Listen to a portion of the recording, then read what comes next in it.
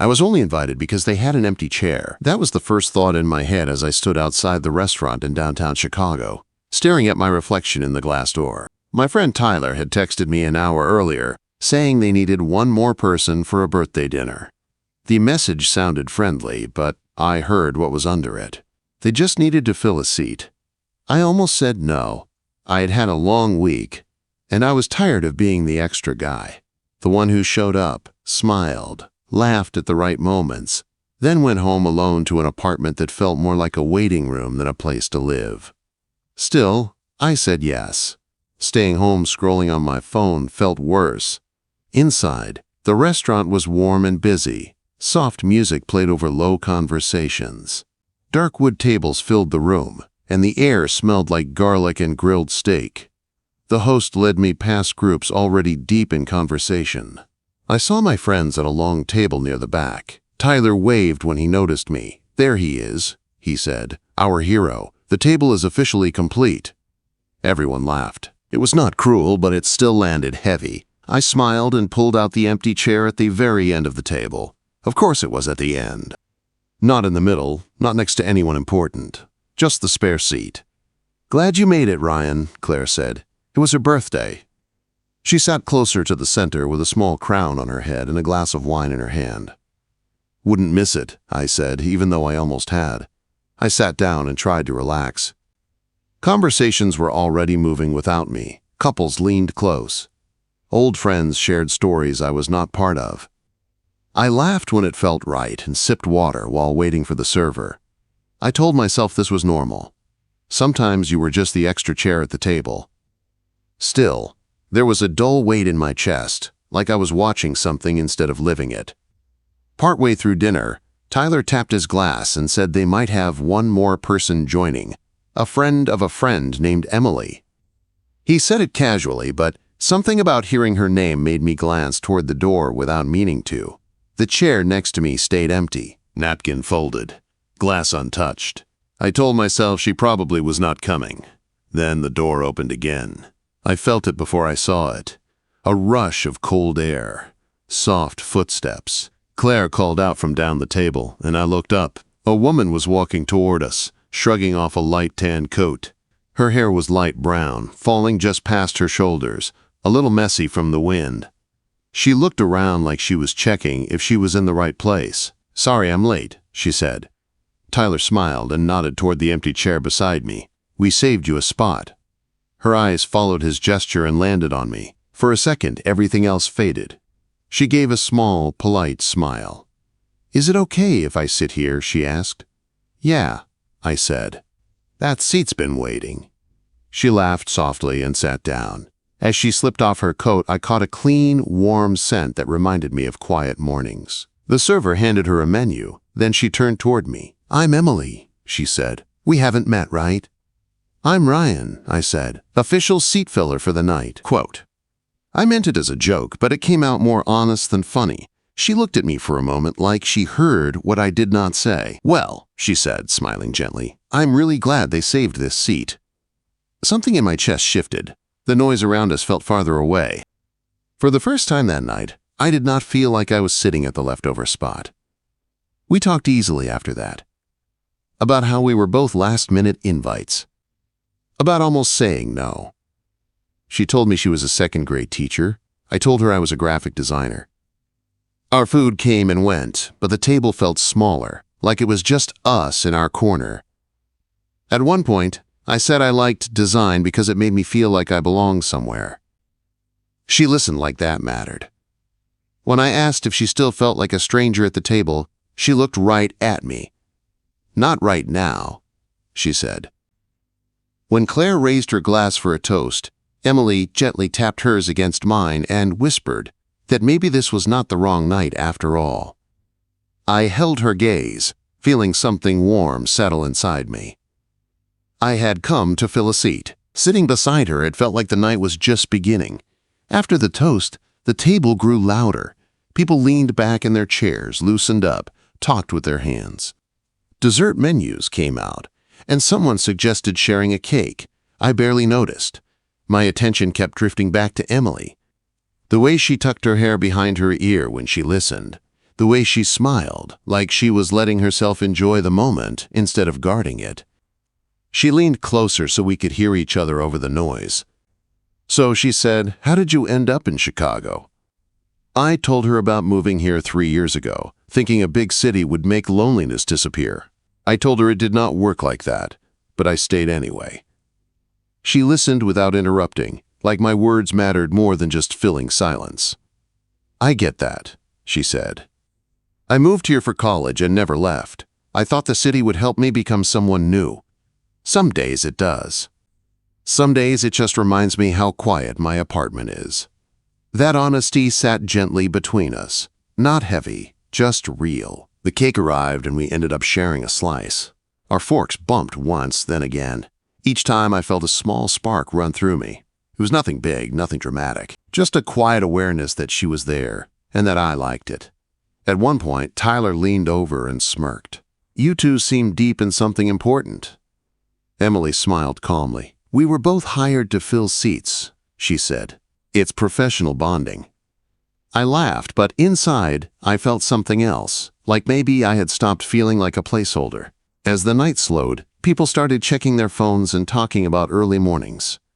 Jackets came out. Chairs scraped back. I felt a small panic rise in me. I did not want the night to end yet. Emily glanced at her phone and sighed softly. "I should head out soon," she said. "Tomorrow comes early." "Yeah," I said, trying to sound normal. "Of course." She hesitated, then looked at me. "How far are you parked?" "About a block," I said. She smiled. "Same direction. Want to walk out together?" The question felt simple, but it landed deep. "Yeah," I said. "I'd like that." We stood up as the group broke into small goodbyes. Emily slipped on her coat, and I grabbed my jacket from the hook near the wall. Tyler gave me a look that said he noticed everything but said nothing. We walked through the restaurant side by side. The noise faded behind us as the door opened and cold air rushed in. The city greeted us with street lights and moving cars, and the sharp smell of winter. Emily pulled her coat tighter. "Okay," she said, laughing lightly. "That cold is rude." "Chicago doesn't believe in gentle," I said. We walked in the same direction without planning it. Our shoulders nearly touched. Every step felt steady, calm, like the city had slowed down for us. "Why did you sit next to me so easily?" I asked after a moment. "You didn't know me." She thought about it. "You looked like you were there but not really included yet," she said. "I figured at least we could be out of place together." "And now?" I asked. She smiled, soft and honest. "Now it feels like I sat next to the right person." We reached her car under a streetlight. Frost clung to the windshield. She turned to face me fully. "This is me," she said. I nodded, suddenly aware of how quiet it was. "I'm glad you came tonight," I said. "Me too," she said. "I almost stayed home." So did I. We stood there for a moment longer than necessary. Neither of us rushed to leave. "Can I see you again?" I asked. "Just us." Her smile grew. "I was hoping you'd ask." She held out her phone, and I put my number in. When my phone buzzed with her call, it felt like proof that the night mattered. "Text me when you get home," she said. "Only if you text me too," I replied. "Deal." She got into her car and drove away, and I stood there watching until her lights disappeared. The street felt colder, but something inside me felt warm. As I walked to my own car, my phone buzzed. A message from Emily. "Home safe." I smiled to myself. I had shown up to fill a seat. Somehow, I was leaving with something I did not expect. The days after that dinner felt different. Nothing around me had changed, but I had. Work was still work. Emails, meetings, fixing small details no one else noticed. My apartment was still quiet at night. Yet, my phone felt heavier in my pocket, like it carried something important now. Emily and I texted in small pieces at first. A good morning, a quick joke during lunch, a comment about the weather like we were pretending it was nothing. But it never felt empty. Every message felt chosen. By Friday afternoon, I kept checking the time without realizing it. Saturday was coming. Our coffee plan sat in my calendar like a secret promise. I tried not to think too much about it, but my mind kept drifting back to her smile and the way she had looked at me under that streetlight. On Saturday evening, I stood in front of my mirror longer than usual. 2 jackets, same jeans. I wanted to look like myself, but also like someone worth showing up for. When I stepped outside, the city felt calm, almost kind. The coffee shop was warm and small, lights glowing in the window. When I walked in, I saw her right away. She was sitting near the window with a mug in her hands. Her hair was down, soft around her face. When she looked up and saw me, her whole expression changed, like she had been waiting. "There you are," she said. "There you are," I replied without thinking. We laughed, then stood awkwardly for half a second before hugging. It was brief, gentle, and felt right. She had already ordered me a hot chocolate. "You look like someone who prefers comfort over caffeine," she said. "That's accurate," I said, smiling. We talked easily. About her students. About my work. About nothing that mattered and everything that did.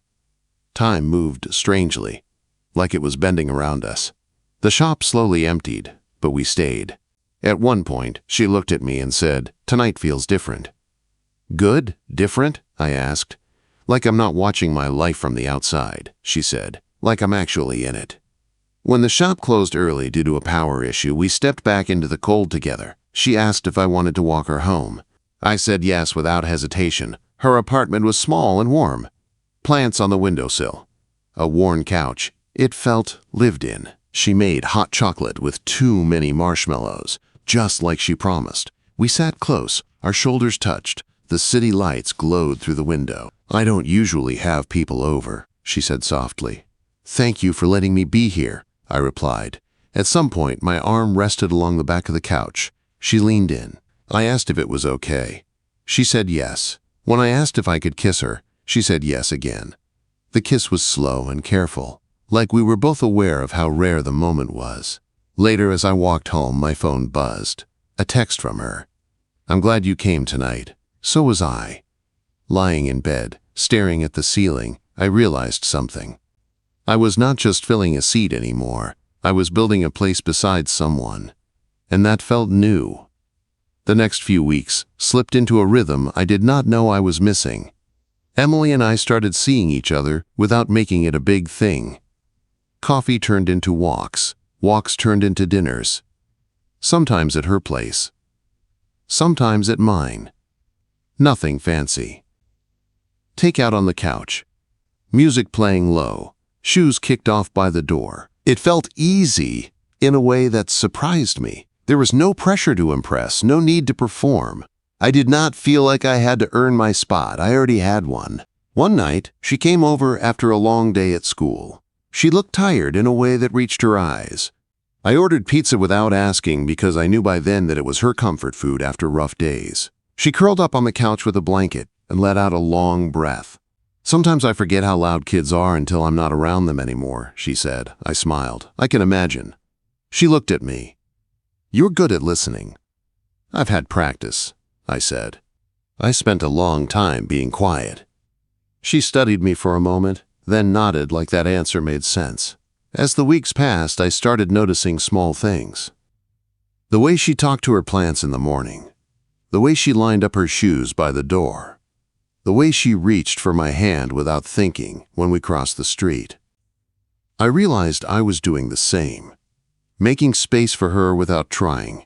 Leaving a mug on the counter because she liked tea. Turning my phone face down when we were together because nothing felt more important. One evening, we were sitting on her couch, legs tangled. A movie playing that neither of us was really watching. She rested her head on my shoulder.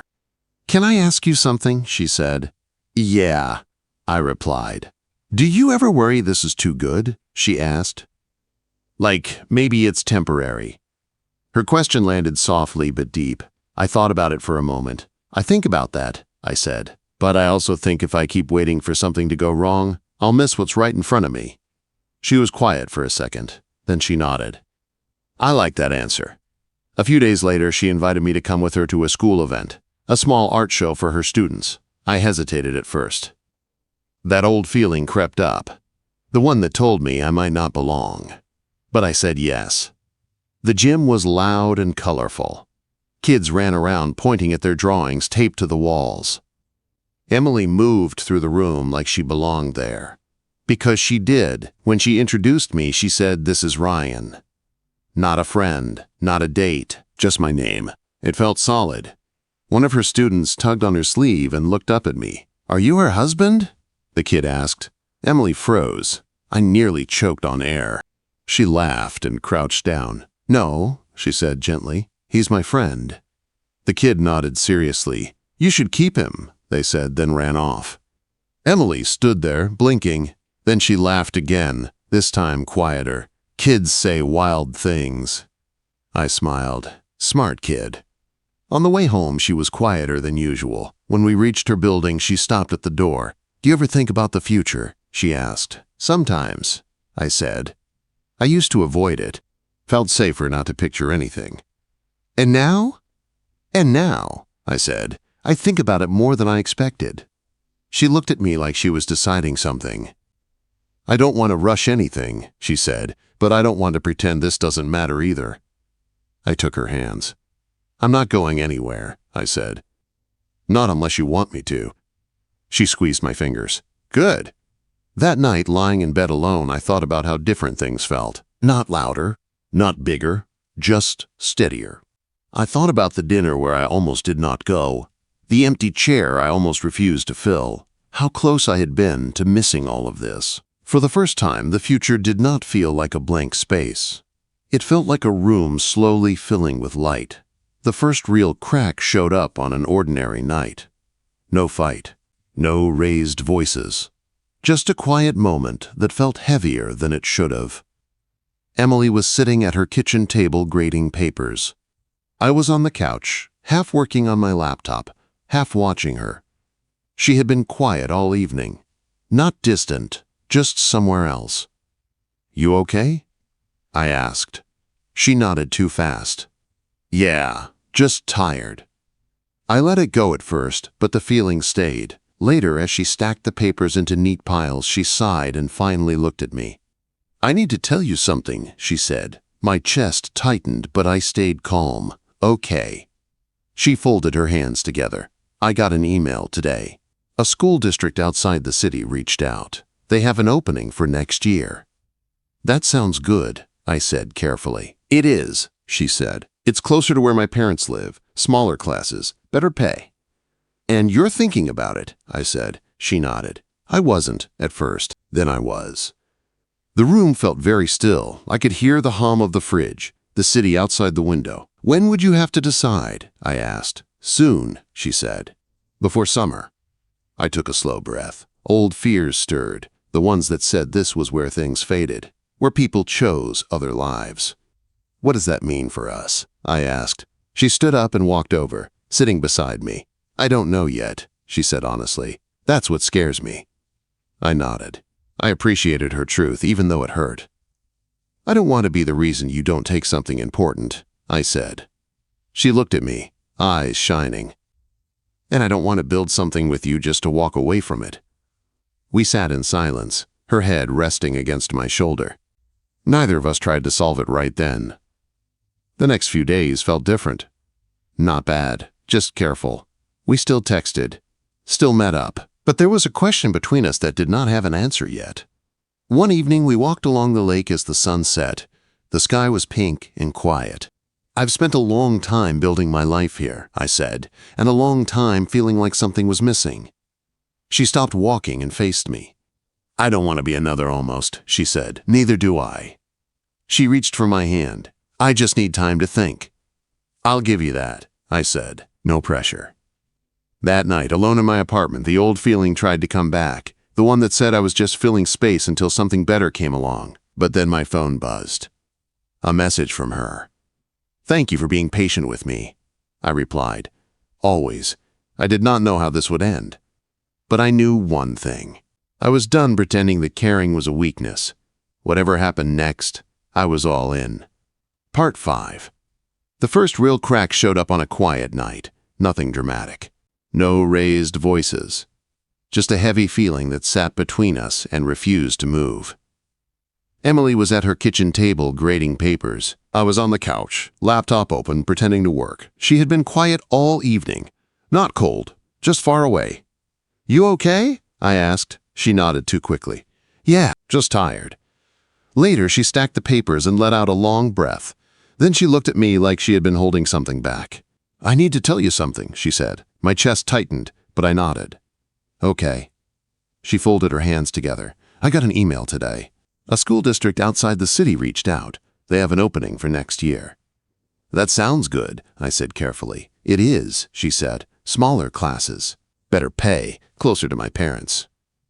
"And you're thinking about it," I said. She nodded. "I wasn't. Then I was." The room went quiet. I felt that old fear rise. The one that told me this was where things ended. "When would you have to decide?" I asked. "Before summer," she said. I took a slow breath. What does that mean for us? She came and sat beside me. "I don't know yet," she said honestly. "That's what scares me." I nodded. I respected her for saying it out loud. "I don't want to be the reason you don't take something important," I said. "And I don't want to build something with you just to walk away," she replied. We sat there without fixing it, her head against my shoulder, my arm around her, just holding the truth between us. The next few days felt careful. We still talked, still saw each other. But there was a question in the air. One evening we walked along the lake as the sun went down. The water was calm, the sky soft. "I've spent a long time building my life here," I said, "and a long time feeling like I didn't fully belong." She stopped and faced me. "I don't want to be another almost," she said. "Neither do I." "I just need time," she said. "I'll give you that," I replied. No pressure. That night, alone in my apartment, the old feeling tried to return, the one that said I was only temporary. Then my phone buzzed, a text from her. "Thank you for being patient." I answered. Always. I didn't know how this would end, but I knew I wasn't running anymore.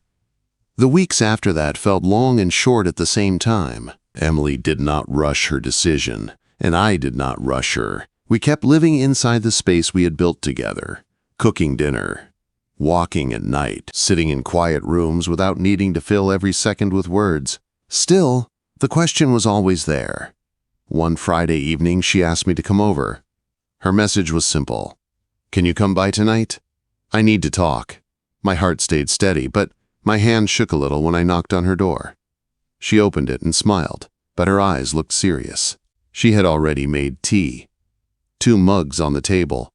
She sat across from me instead of beside me, and that alone told me this mattered.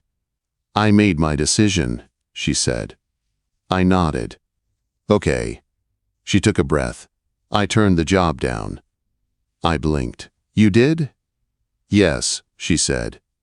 "Not because of you alone, but because when I pictured my life there, something felt missing." I leaned forward.